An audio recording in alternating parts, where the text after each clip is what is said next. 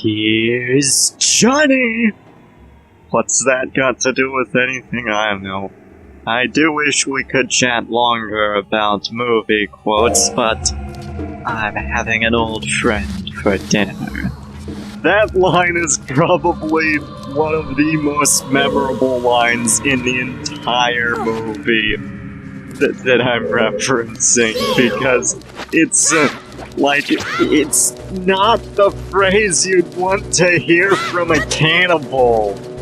But this is the Mississippi King, welcoming y'all back to more Let's Play Ocarina of Time. And in the last episode, we did a few things. We, got to see the destruction that the shadow spirit that escaped from the bottom of the well has wrought. And now we're going to explore the bottom of the well. Also, we played the Song of Storm so we could access it, and we also grabbed a few Skulltulas as well. A few Gold Skulltulas, that is. So in this episode, we're going to tackle the bottom of the well, which, if everything goes according to plan, it shouldn't be too long. But I do like this place. It's nice and atmospheric. It kind of reminds me of like a horror movie, which is why I quoted two horror movies earlier. If you can name which one, then good for you. But yeah, I'm of course a huge film buff, which is also partly why I appreciate this game and how cinematic it is, and not in the thing where they try to say, oh, it's cinematic, but it's like that they mean that and that they have tons of annoying cuts. For example, a lot of the Metal Gear Solid games are kind of they try to be quote-unquote cinematic, but you know, that just means tons of cutscenes and annoying dialogue that is very uncinematic oftentimes, the codec conversations, and in future games it's even worse, because they try to have so much information told through static, boring tape conversations, and then less and less cutscenes, which means that they get even less cinematic as they went on, which, you know, really irked me that the series had the nerve to call itself cinematic when they were at Metal Gear Solid 5, but that's neither here nor there. This game is not Metal Gear Solid 5, thank goodness for that. I mean, I will say I do like the gameplay of Metal Gear Solid 5, but its story is rather lackluster. Although, ironically enough, I do think the cinematography itself is actually pretty good in Metal Gear Solid 5, and it does start off on a pretty strong note, if you ask me, with an intro that almost, I'm talking about the Phantom Pain, that is.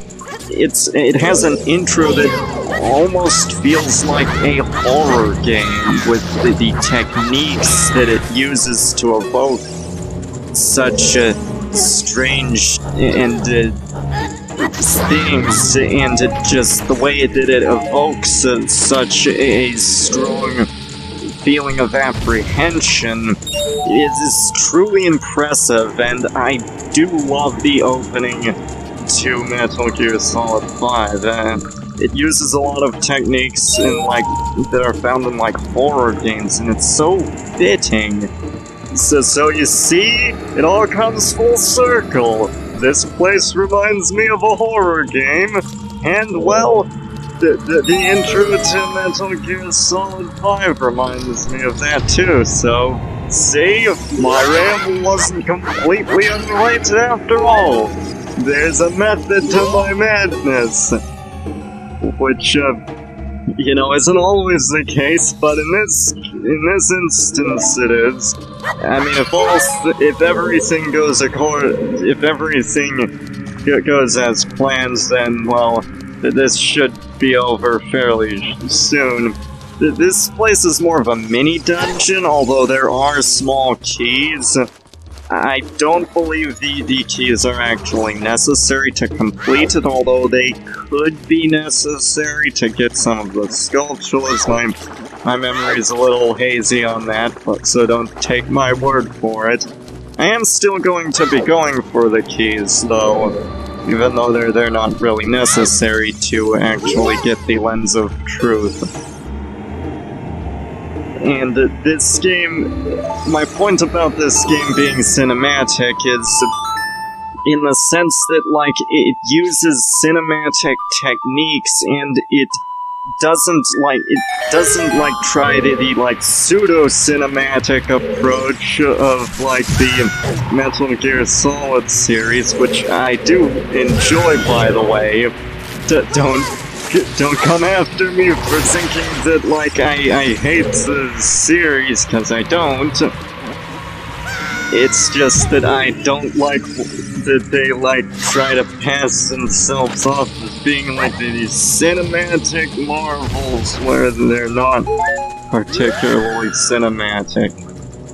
In any case, this game actually tries to use its atmosphere and its design in the way that it looks and feels in order to evoke this what it wants you to feel.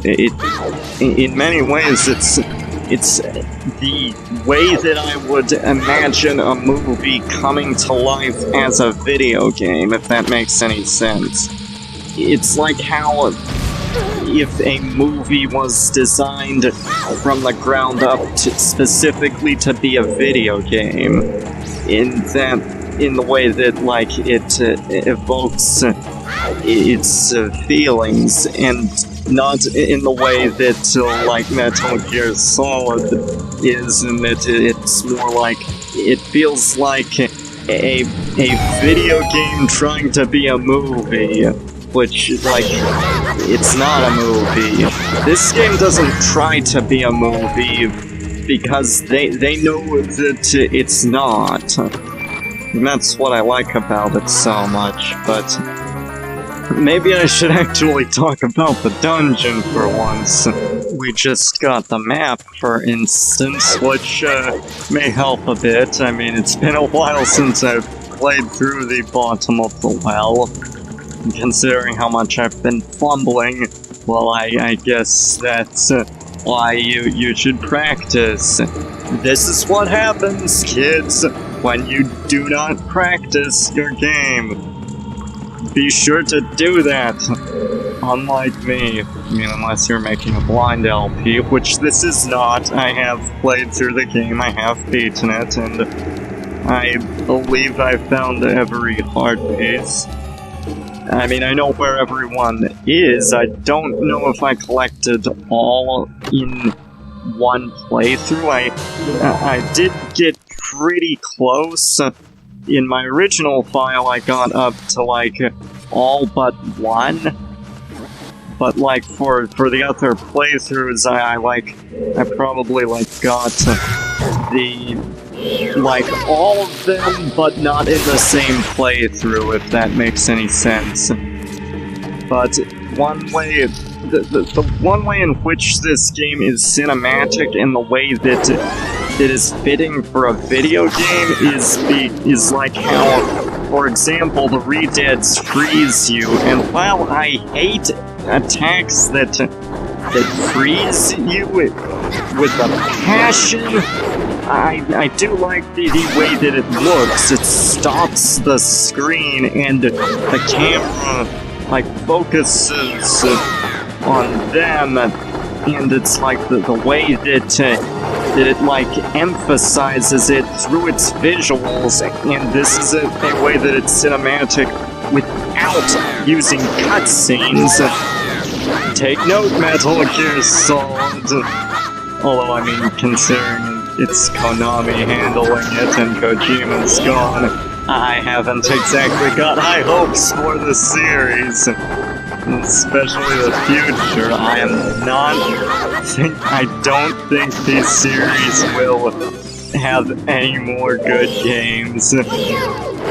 I'm serious, but nevertheless, they could learn a thing or two about this in the way that it's cinematic without, you know, without, like, forcing tons of cutscenes in your face. Like, it communicates things through its visuals, and this is often done through its gameplay and not through the cutscenes. The cutscenes themselves are well designed and awesome, by the way, but it doesn't primarily utilize them.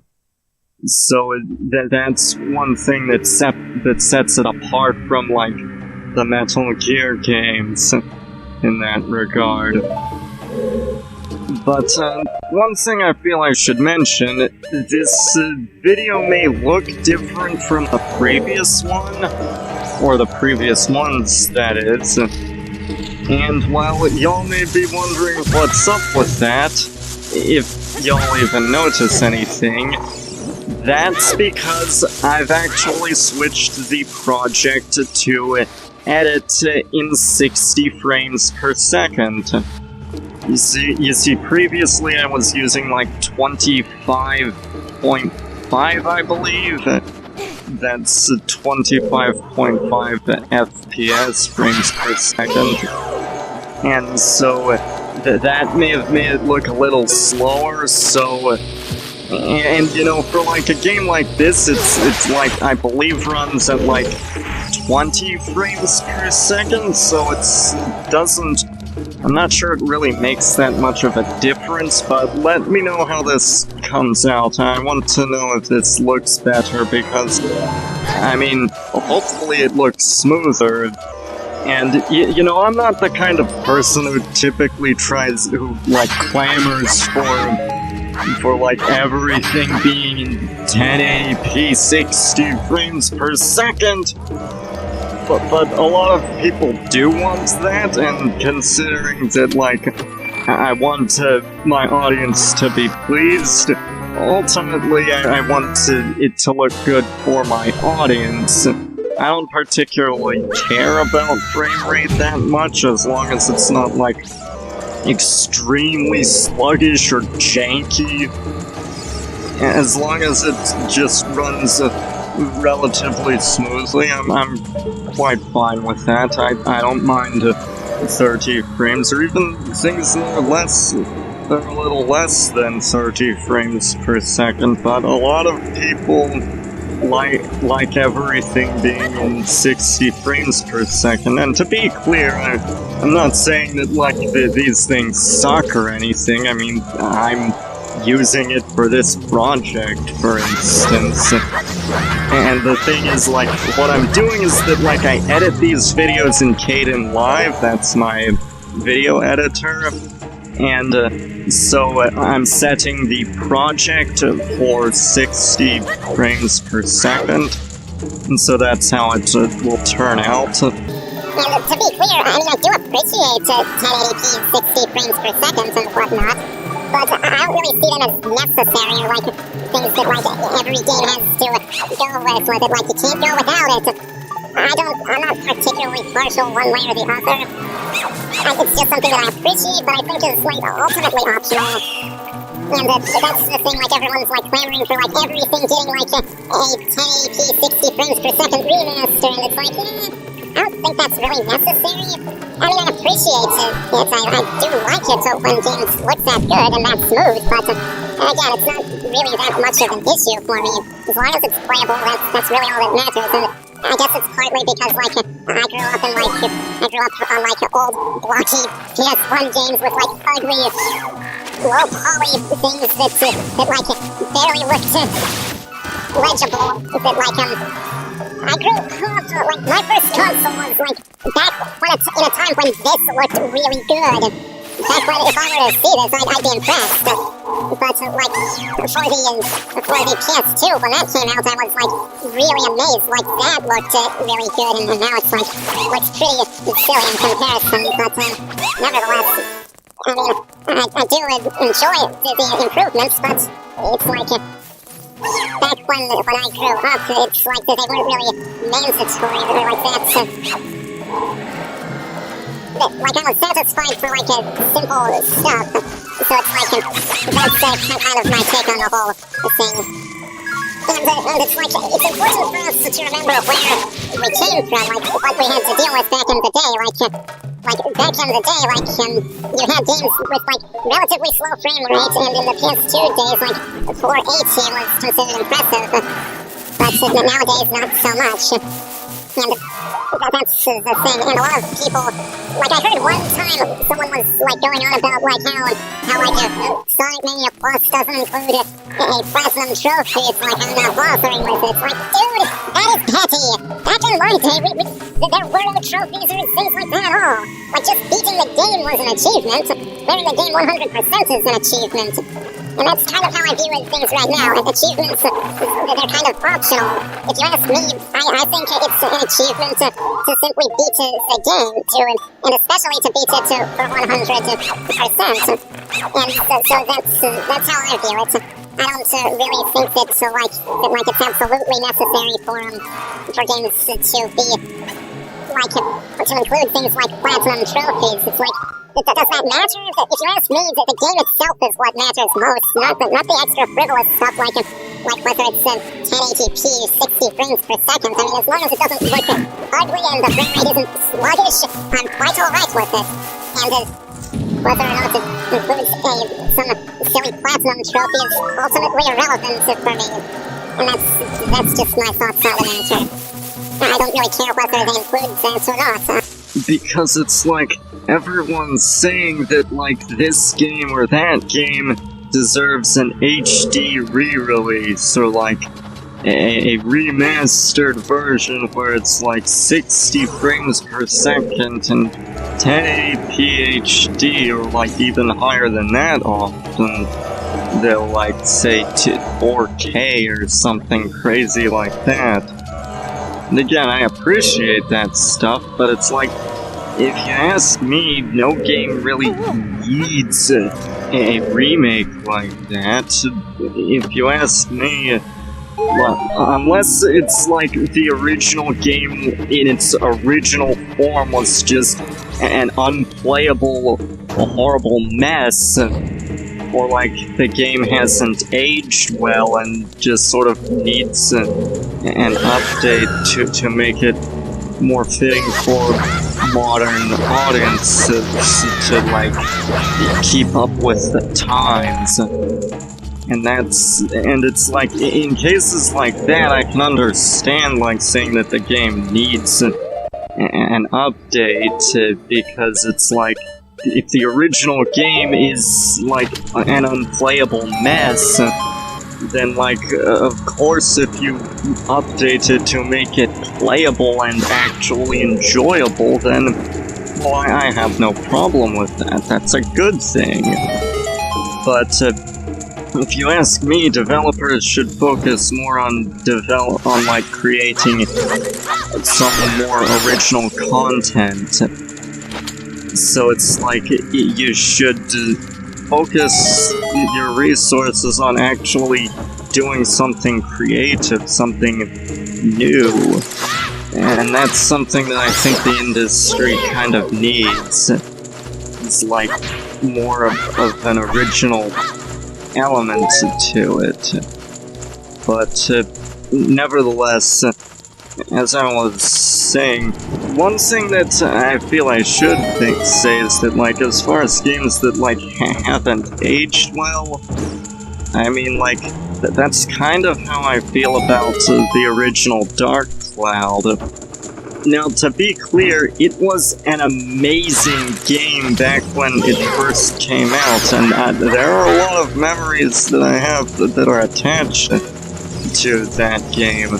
but it's like, looking back on it, it hasn't aged well. It was an amazing game when it came out. It was one of the first games that I received for my PlayStation 2, and when I played it, I was blown away by it. It was like, I had never seen anything like it. It kind of was a new thing, in a sense. Well, I mean, sure, the whole idea of building a town wasn't really new, but it wasn't really done in this respect. It wasn't really made in this way. And I lost my shield, so yeah, that's fantastic. Remember to change your shield when you're in places like this. Don't be a dingus like I was. But I digress. The actual dungeon should be over fairly soon, if I'm not mistaken, but as I was saying, the Dark Cloud, it just...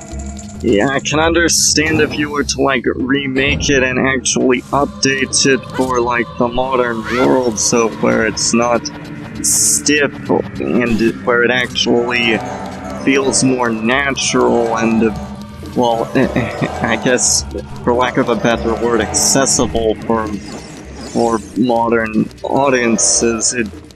Because the thing is, it's kind of become, it sort of feels stale now and rigid, and the music, while I loved it originally, is now something that I sort of view as more decent rather than exceptional, for the most part. There are several tracks that I think have withstood the test of time, and none of them are what I would call bad, but they're more decent, not rather than things that, like, I truly love. This is going way off topic. I should really stay focused. But nevertheless, as I was saying, it's like, it just sort of feels like more dull than it used to, and there are some glaring design decisions that, like, especially nowadays, would not be tolerated. Standards were different back then, that's really all I can say. It's not, that's just what I feel about it, but, anyway, back to the dungeon. Sheesh, I am going way off topic. This dungeon is like pretty interesting. It's not as good as like the Shadow Temple, I would say, but it's still not a bad dungeon, or mini dungeon, I guess I should say. It's fun, and it's short, sweet, and to the point. In fact, I'm probably gonna be done. I suspect by the end of this video, I'll just be done with the dungeon. And I haven't even explained what the Lens of Truth does. Basically, as you can see, it sort of lets you see what's invisible and what is merely an illusion. So, however, it costs magic to use, so that's worth bearing in mind, and it looks like I got my shield back. Thank goodness they put that chest there. I don't know what I would have done without it. Because that seriously could be an issue. And I immediately after getting my shield back, I lose it again to a life. Like, it's no big deal. You can just pick it up from the like, and trust me, these things are not nearly as annoying in the original. They are just devilish in the original. But yeah, the Lens of Truth basically lets you see the unseen, and see illusions. You can see through illusions and fake walls and floors. But I think that'll be it for this episode. This is the Mississippi King signing out, and the next episode we'll do some other things and find out what we need to do next. So see y'all then.